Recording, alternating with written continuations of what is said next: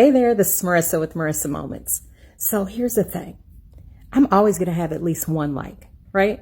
Always going to have at least one like, maybe two. Depends on which social media platform I'm using because I'm a catfish. No, I'm just kidding. I sometimes have multiple accounts for various reasons, right?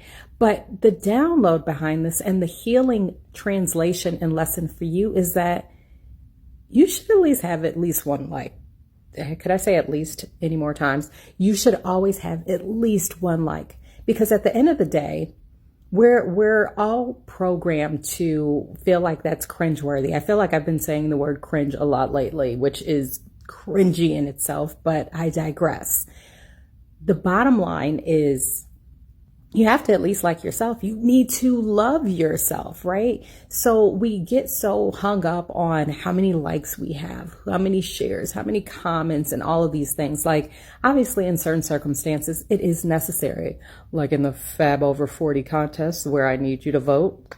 Just saying. But aside from that, when it comes down to your posts, your messages, your anything, right? Your artistry, all of those things, you always need to make sure and ensure that you always have at least one like, and that like should always be from you. Yes, eventually it will grow and it will add on. But if you can't give yourself that initial like, if you do not love yourself, if you do not love your work and the things that you are already putting out there, then what's the point, right? We're programmed to chase the bag, right? And that does not lead to happiness.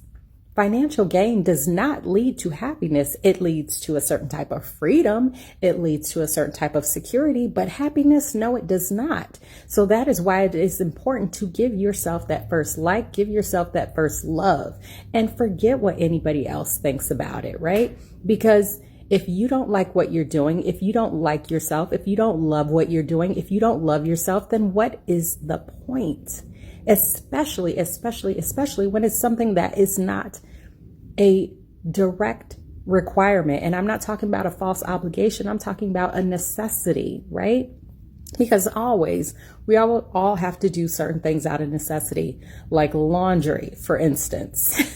Now, I'm not going to give that a like, but the fact that I still get it done, even though I don't like it, like, heart, love, yes. Bottom line to the bottom line is like and love yourself first and foremost, and then everything else will just flow.